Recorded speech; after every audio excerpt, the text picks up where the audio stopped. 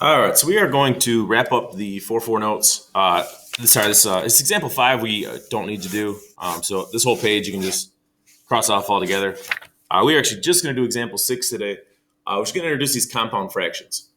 And what a compound fraction is, it says right here, it's in the form of a fraction that has one or more fractions in the numerator and or the denominator. So the idea is when you have a fractions divided by, like it said, another fraction here, don't get overloaded by this. Just think of this as like a kind of like two problems in one. We need to add these two fractions together, okay? And then once we figure out whatever that is, we're going to take that and we're going to divide it by 1 over y, which we've learned how to do that. That's just changing it to a multiplication and inverting it. So just think of it as really like two problems in one. If you kind of approach it that way, it's not that bad. So again, we're going to work this addition part first because that's like in this numerator. It's kind of by itself, so we're going to do that first. So let's say our problem was just this, 1 over x plus 2 over x plus 1.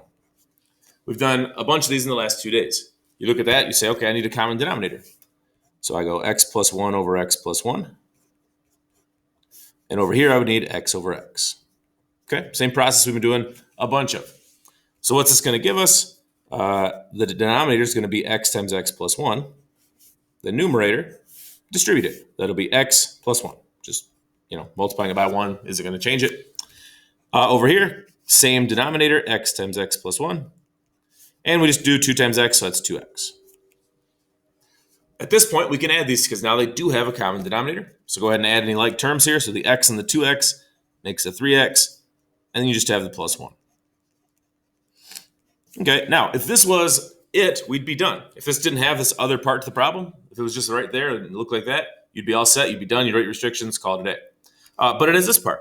So now the only thing we got to do now is take what we had and divide it by 1 over y.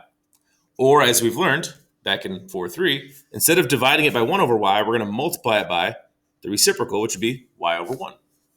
And this is actually not that bad because, normally you look to see if anything would cancel, but this y isn't really bringing anything common to the party here.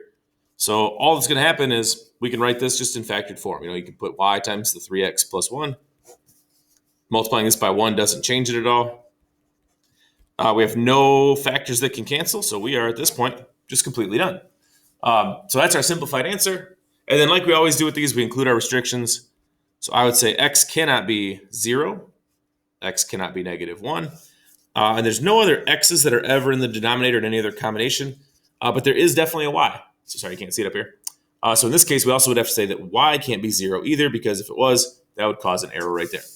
So add that one in, y can't be 0. And anytime you have multiple variables, usually you're going to have restrictions on each of those variables. And so that's it. Again, technically no new skills at all today. It's just doing like a problem within a problem, okay? So same thing, if we move on to here, let me get in a little closer there.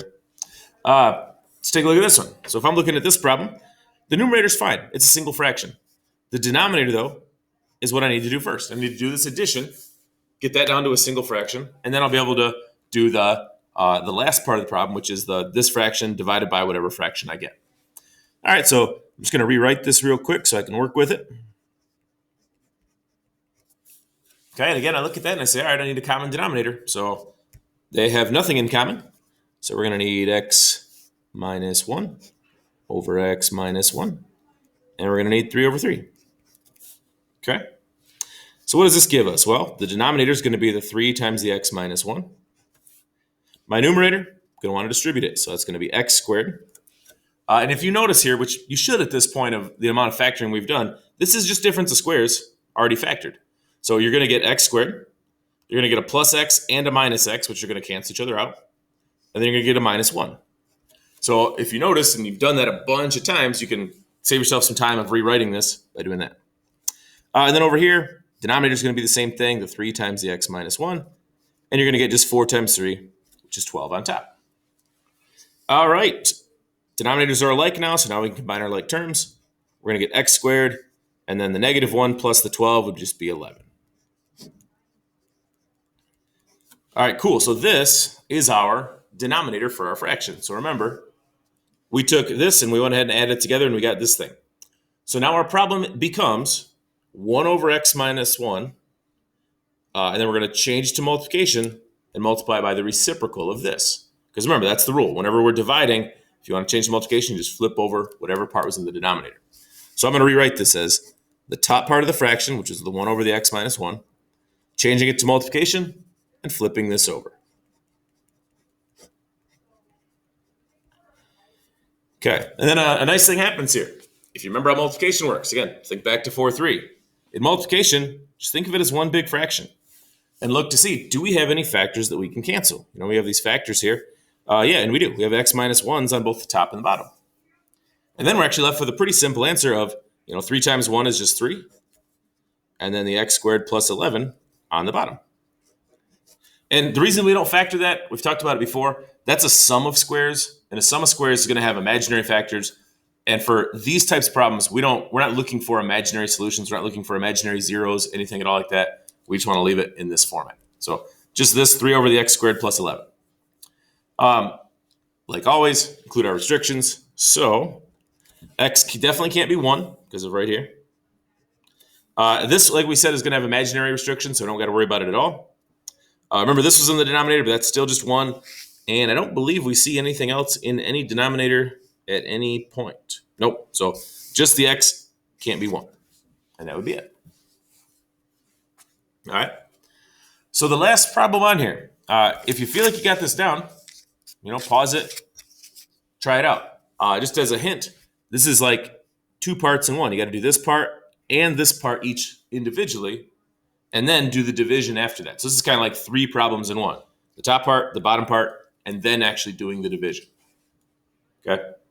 So if you're good, work it out. If not, I'll go through it here. So I'm going to go ahead and just take 2 separate problems, basically, and simplify each of these individually. So my numerator and my denominator. Just kind of divide them up here and work them each out. They're both really similar. They both need a common denominator, which you're just going to get by putting this over x. And then, so what do we have there? We're going to have 2x over x minus 1 over x. And that now can be combined to be 2x minus 1 over x. Okay, so that's my numerator. Kind of remember that. It's not our answer, so I probably shouldn't have circled it, but whatever. Over here, we still need denominator of x. We're going to multiply it by x over x. That's going to give us x squared over x. And now those can be added, so that's going to be x squared plus 2 over x.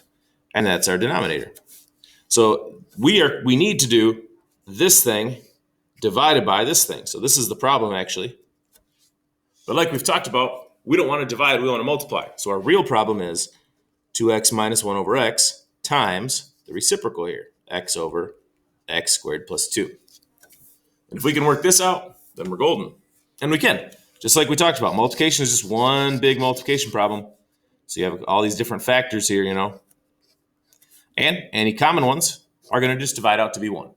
So all we're left with are these 2 parts. So it'd be the 2x minus 1 on top and the x squared plus 2 on our bottom. And we're looking good there. Just like every other problem we've done, include the restrictions. So it's definitely 0. This is a sum of squares, so I would have imaginary zeros. Is anything else ever in our denominator? I don't believe so, because this part never reaches the denominator. It's always in the top. So I think that's it. Looks good here. And there we go. So that's what you're going to see today. A few problems like that. We'll work some more tomorrow too, just to kind of recap everything. And then we should be good.